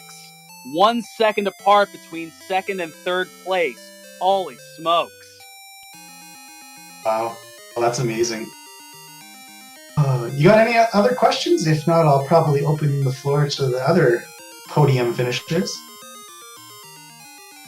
Yeah, no, I think we're about to have an interesting double interview here in just a moment. As that is, and Lavkian finishing up as well. Get out your GGs for him. Going to finish in fourth with an official SRL time of 1 hour, 36 minutes, and 3 seconds.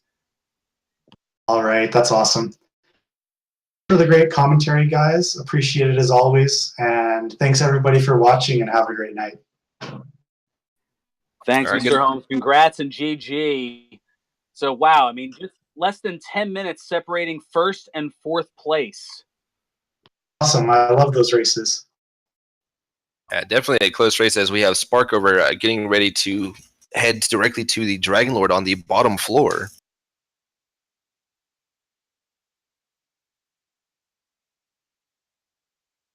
Yep, she has found her death necklace and is going to be making her way down the bottom level of Sharlock.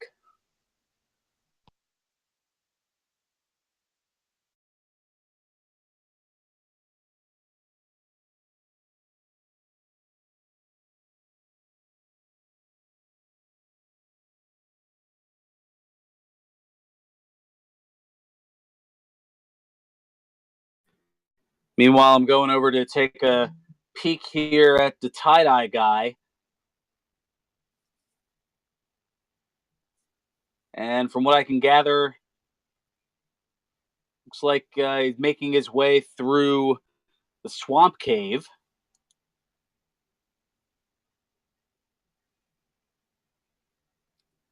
As Sparkover is at the mini-boss, the Red Dragon.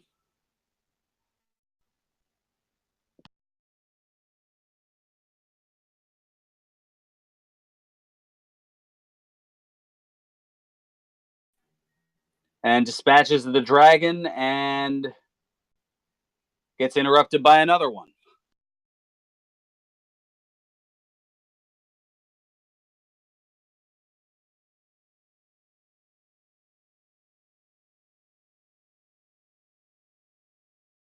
Yeah, it definitely seems level 18 and Death Necklace was the way to go here.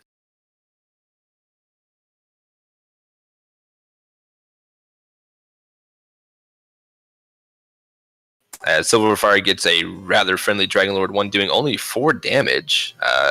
Well, it does hit with a hurt more as well, though.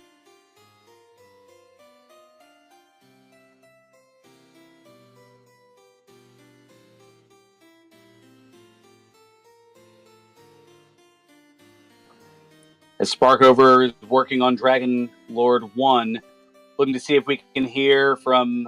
I'm guessing they're still recovering from that photo finish. JJ Schmidt 77 and Silverfire 1 second apart. Wow. Hello, is my mic working? Yes, Silverfire. We have you we have you here in the Discord chat. We're still reeling here as the closest finish I think that I've seen between two places ever, without question.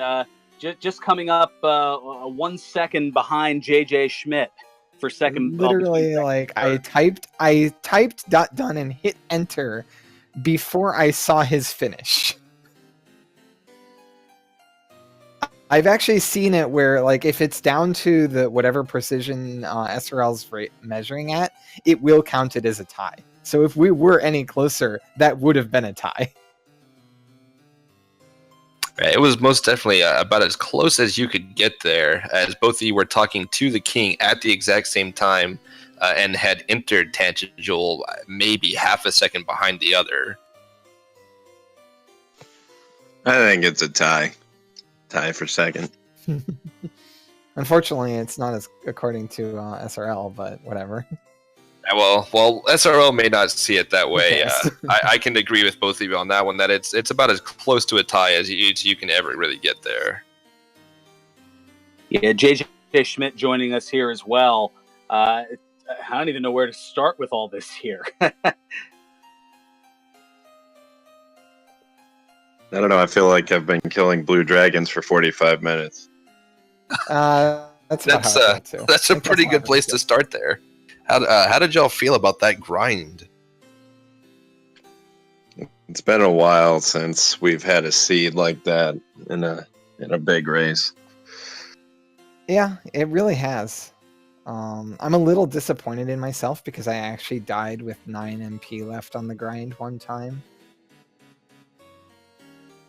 Like, I had no reason to die at that point, and like it didn't cost me that much because it was only 9 MP wasted before I would have like gotten myself killed and walked back. But still.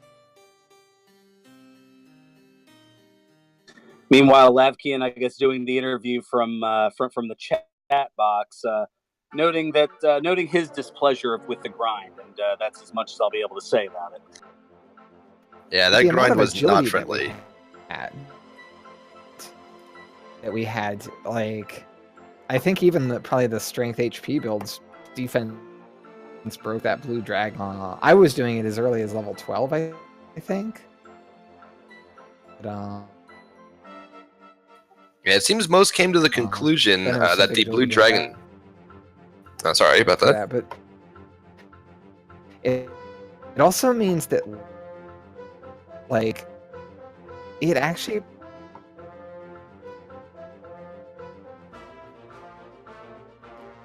You cut off for like the entire second half of that sentence.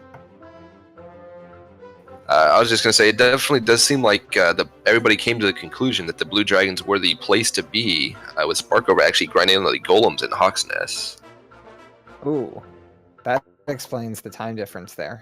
And speaking of Sparkover, she just finishing up again on the last hit with no more heal mores left, and finishing with an official time of 1 hour 41 minutes and 32 seconds. I'm actually curious about something. Did people find the death necklace? And the death necklace, yeah, there were a few finds of it. I mean, it was on the lower middle chest in down deep in Sharlock. Okay, I just skipped it. Because with an agility build, I would have had 96 HP with it, and it's just like, no. I'd rather just take all of the double turns. Right, yeah, it does seem like everybody who went with the strength HP build did pick up the death necklace, though. They were sitting at 128 attack power at level 18 with it. It was 128 with... Was that level 18? It was 128 without it. I think it was 138 with. Or sorry, 138 with, yes. But they did have about 141 before the death necklace, and then 105 HP after putting it on. Mm-hmm. Yeah, I had 129, so I would have dropped to that awfully awkward 96 HP. Yeah, it would not have been the ideal HP count to have. On the other hand, I've literally never seen, with 118 defense, I've literally never seen more double turns on the Dragon Lord. That was actually leading to my next question, Silverfire. Since you were off stream for a portion of the race, did you get the Silver Shield? I did. I like getting the Silver Shield when I'm on an agility build because, like, as I said, I defense broke blue dragons at level 12. I went, I would gain, 3,000 or 4,000 XP before having to go back and fill my MP back up. And that's why the Silver Shield more than paid off in the amount of time it took to go get it. And that was a difference that I thought that was the case, but we hadn't seen your stats to be able to confirm it. But just given how early you were damage breaking the blue dragons and how JJ and Lavkian were having a little bit more trouble or a little bit more of a struggle trying to get through them, because even at level 17 or 18, they hadn't yet damage broken the blue dragons. That was what made me think, all right, there's got to be some sort of significant difference here. Maybe off stream, Silverfire did the gold grind to get that silver shield. Yeah, I did the gold grind pretty early. I found Remolder fairly early, so that could have easily been before I was on stream if that's the case.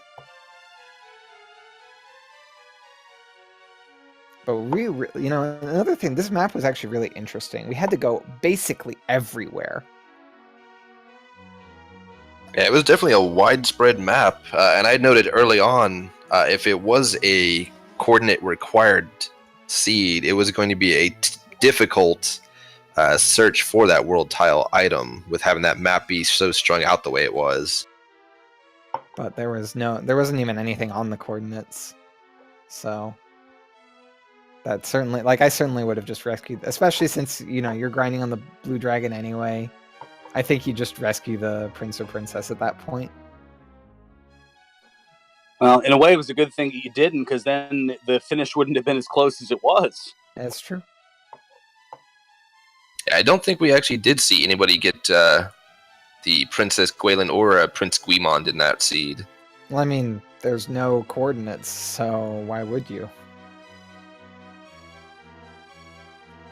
I think there wasn't even that there was not a good item on the coordinates, just nothing. Right. I think there was only 2 people who had not seen Caitlin at the time that they went into the swamp cave, but did not have to worry about it since they had already picked up the armor. Caitlin was the town that was immediately adjacent to Tantagel. I'm impressed that anyone could miss that at all. No, before finding out the coordinates were not needed by going and talking to the old man. Okay, that makes sense, because you would need keys for that part. Although you can't exactly rescue the prince without keys either. Right, which Rimuldar was actually a bit of ways away, and there were no free magic keys to be found anywhere. Yeah, all the magic keys were behind locked doors.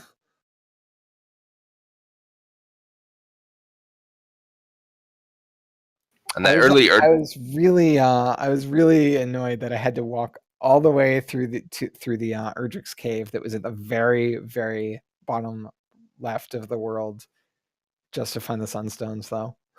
At least it was a worthwhile walk. Everybody did find the Erdrick sword, so yeah, I wasn't losing any time doing it. Everybody did find Erdrick's sword rather early on, with the even though that mountain cave was rather deadly with the enemies that were hiding in it. It's kind of funny that I didn't realize that, because I didn't find any threatening enemies on level 1 of Mountain Cave the first time I was there. And then, I'm in Swamp Cave, which has the exact same encounter zone, and I'm like, wait, there are green dragons and werewolves here? Yeah, it did have quite a few other nasties. Did you have any other questions for Silverfire Farron before we start getting underway for the Chaos Seed? No, I think that's going to just about do it here, because I believe we've got a second race coming here where things are going to get a little more chaotic here. So we'll give the runners a chance to get back into the SRL room so that way we can try to start in the next few minutes here.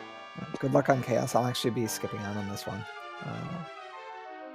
But I hope everyone who does do it enjoys it, because Chaos is silly and kind of glorious. Yeah, I can't say I blame you. Chaos can definitely be, as so noted, chaotic.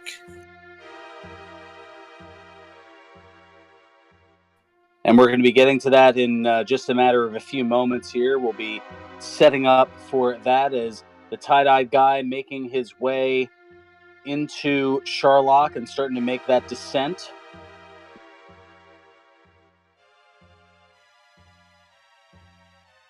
Yeah, he's going to be lacking 1 heal more, though, so his chances are not looking too pretty there.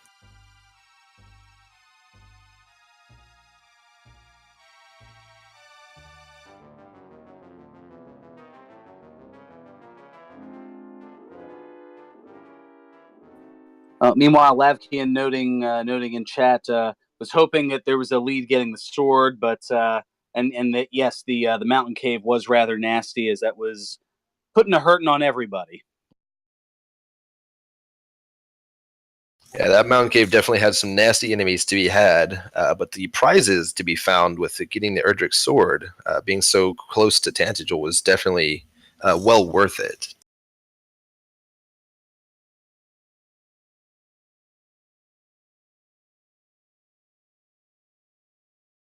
So as we get ready for the Chaos run that's going to be after this, and Tie-Dye Guy finishes up his dive into Sharlock, let's go ahead and fill in those who will be watching on just what Chaos means. Well, Chaos is everything that you'd seen here as far as the standard run, with a few little additions and twists. Most notably, the enemy statistics are all random. So everything that you think you know about the red dragons and the slimes and everything in between, throw those out the window, because the stats, their hit points, their strength, their agility, the amount of experience they give, the amount of gold that they give, those are all randomized. Also, as far as trying to get a weapon or a particular armor to work your way up to those other more potent weapons and armor, well, the prices of those are all shuffled at random.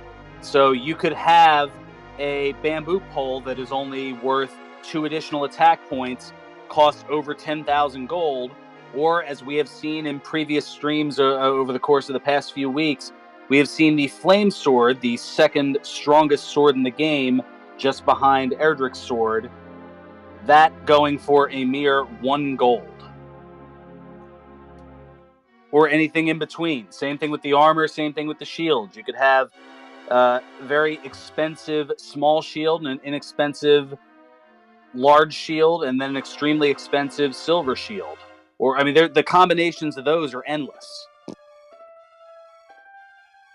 I believe we've seen one where the magic armor, the flame sword, and the silver shield were all together somewhere between 1,000 and 1,500 gold. So, nothing too hard to come by at all. And you have, other than Erdrick's sword and Erdrick's armor, the best gear you can get in the game to start with.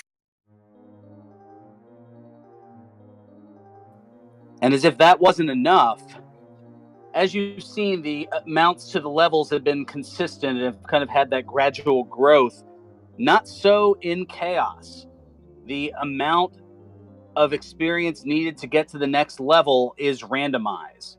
Now, it is segmented so that way from level 1 to level 2, it isn't a 3,000 experience clip, but as you get into the later levels, you could go 12 experience and gain 3 levels, and then the next one could be 5,000 experience before you go another level.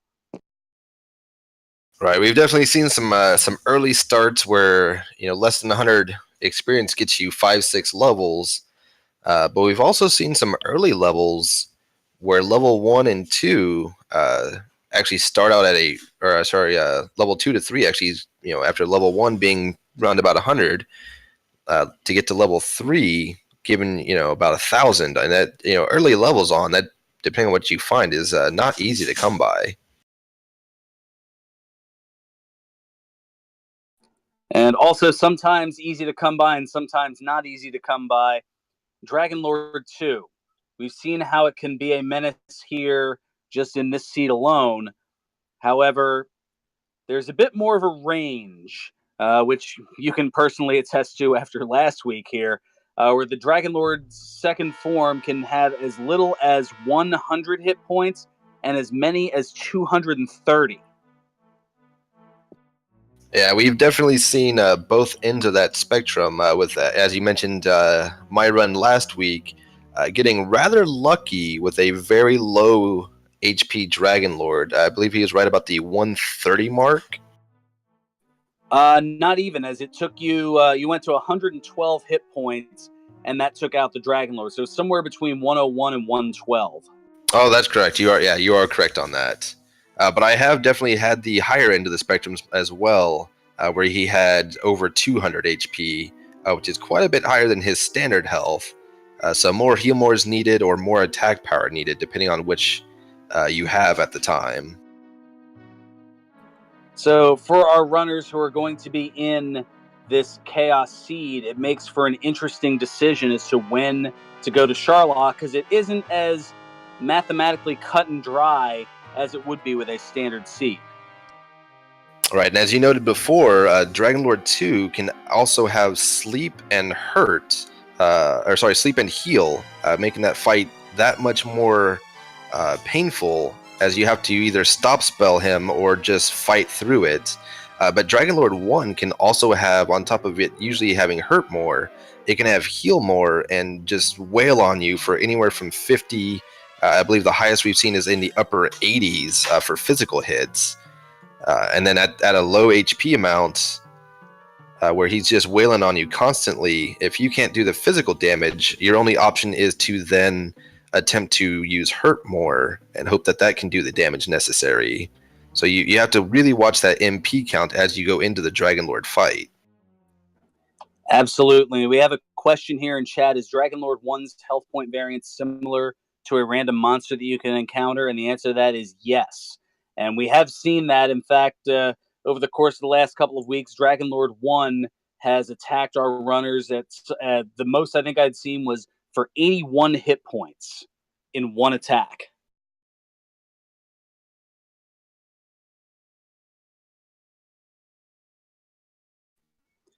And speaking of the Dragon Lord, the tie-dye guy currently working on the Dragon Lord, but down to his last heal more. Can he have the same luck as some of the others here? Oh, last attack. Oh, and no, it's not going to be enough. Yeah, not going to do it for him.